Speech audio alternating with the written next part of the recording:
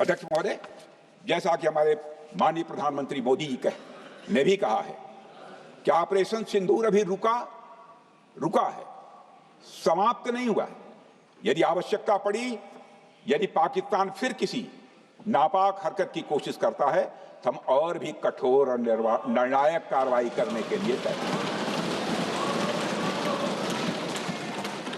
अध्यक्ष महोदय, ऑपरेशन सिंदूर के माध्यम से पाकिस्तान के मन में भारत को लेकर जो बहुत बड़ी गलतफहमी थी वह हमने दूर कर दी है। और मेरी दूर थोड़ी बहुत बची यदि भई होगी तो उसको भी दूर कर देंगे। अध्यक्ष महोदय, मुझे महाकवि राष्ट्रकवि रामधारी सिंह जी दिनकर की कुछ पंक्तियां याद आती हैं। अध्यक्ष महोदय, क्षमाशील हो रिपु समक्ष, तुम हुए विनत जितना ही, दुष्ट कौरवों ने तुमको कायर समझा उतना ही। अध्यक्ष महोदय, भारत ने न केवल अपनी सैन्य क्षमता का प्रदर्शन किया, बल्कि अपनी राष्ट्रीय दृढ़ता, नैतिकता और राजनीतिक कुशलता का भी परिचय दिया है। भारत अब किसी भी आतंकी हमले का निर्णायक और स्पष्ट उत्तर देगा। अध्यक्ष महोदय, हमने एक नई लक्ष्मण रेखा खींच ली है। अब आतंकवाद को आश्रय और समर्थन देने वालों को कोई शरण नहीं मिलेगी। और अध्यक्ष महोदय, भारत किसी भी तरह के न्यूक्लियर ब्लैकमेलिंग या दबावों के आगे अब झुकने वाला नहीं है।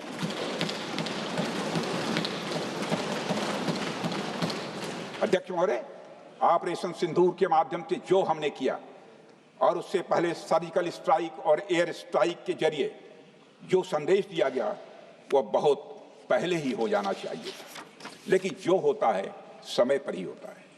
अध्यक्ष महोदय, हमारी सरकार ने आतंकवाद के खिलाफ हमारी जीरो टॉलरेंस की नीति को दुनिया के हर मंच पर पूरी तरह से स्पष्ट कर दिया है और हम उस पर कोई समझौता किसी भी सूरत में नहीं करने वाले हैं।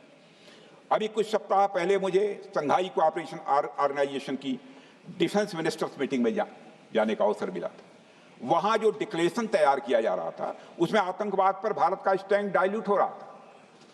हमने साफ कह दिया कि जब तक आतंकवाद के मुद्दे पर भारत का स्टैंड रखा नहीं जाएगा, हम किसी ज्वाइंट स्टेटमेंट पर साइन नहीं करेंगे और इसकी वजह से वहां कोई ज्वाइंट स्टेटमेंट नहीं आया। अध्यक्ष महोदय, इसका परिणाम क्या? अब देखिए, हमारे प्रधानमंत्री जी ब्रिक्स की बैठक में ब्राजील गए, करिश्मा किया है हमारे प्रधानमंत्री। तो चीन की मौजूदगी में जो ज्वाइंट डिक्लेरेशन आया उसमें जम्मू और कश्मीर में हुए आतंकी हमले को कंडेम भी किया गया। यह प्रधानमंत्री ने करिश्मा करके दिखाया, यानी भारत की बात अंततः मानी गई। और यह ब्रिक्स सम्मेलन के इतिहास में पहली बार हुआ जब जम्मू एवं कश्मीर में हुए किसी आतंकी घटना को खुलकर कंडेम किया गया।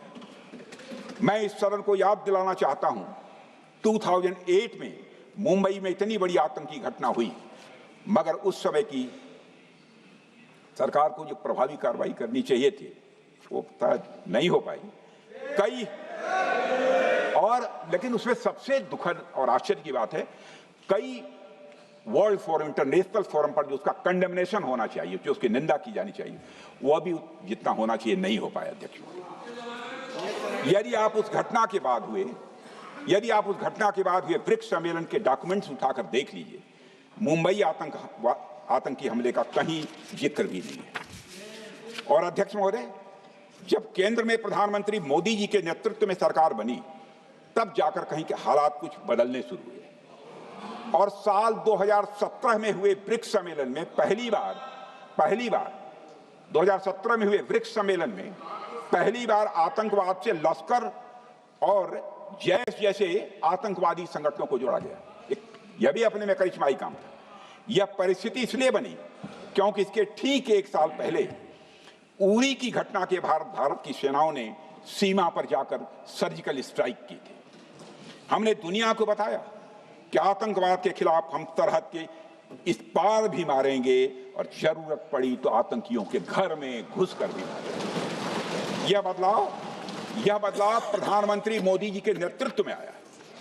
अध्यक्ष महोदय, यह वही नीति है जो पहले की सरकारों को भी अपनानी चाहिए थी। उन सरकारों को जिनके शासनकाल में भारत ने सबसे भीषण आतंकी हमलों का सामना किया, जिनमें 2008 का मुंबई हमला आज भी हर हिंदुस्तानी के जहन में बैठा हुआ है, जिंदा है, एक न भूलने वाली त्रासदी के रूप में जिंदा है।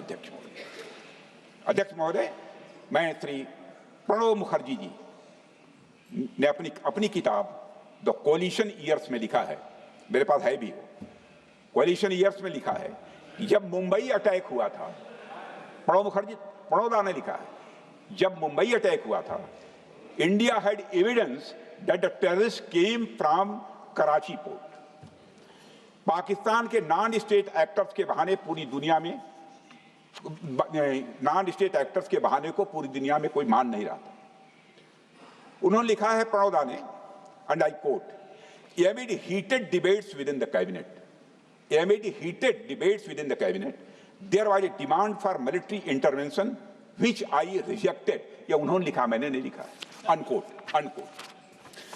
अध्यक्ष महोदय, भारतीय विदेश सेवा के एक वरिष्ठ अधिकारी ने भी अपनी किताब में इस बात की पुष्टि की है, जिनका नाम है अजय विसारिया, और वो शायद फॉरेन सेक्रेटरी थे, कि मुंबई हमले के तुरंत बाद एक उच्च स्तरीय बैठक हुई थी, जिसमें तत्कालीन विदेश मंत्री प्रणोदा ने पूछा व्हाट शुड बी डन। तो विदेश सचिव शिवशंकर मेनन जी ने सुझाव दिया कि भारत मोरदके में लश्कर तोयबा के मुख्यालय पर क्रूज मिसाइल से हमला कर सकता है।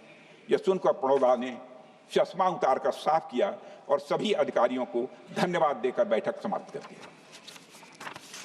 अध्यक्ष महोदय, उस समय की सरकार ने जो सही समझा वो किया, पर मैं मानता हूं कि अगर तब की सरकार ने भी 2016 सर्जिकल स्ट्राइक, 2019 एयर स्ट्राइक जैसे निर्णायक और कठोर कदम उठाए होते तो पाकिस्तान की स्ट्रेटेजिक कैलकुलस बदल सकती थी।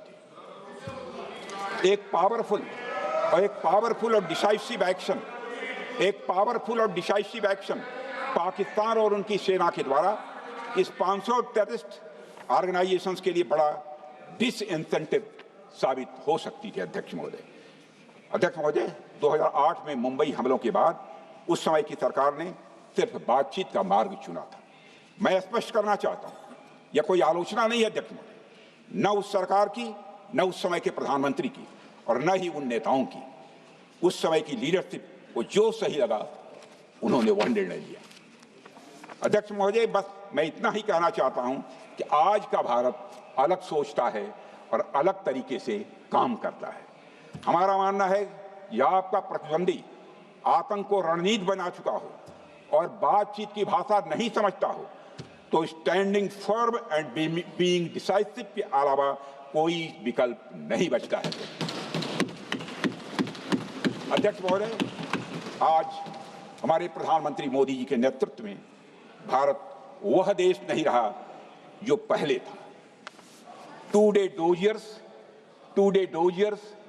have been replaced by decisive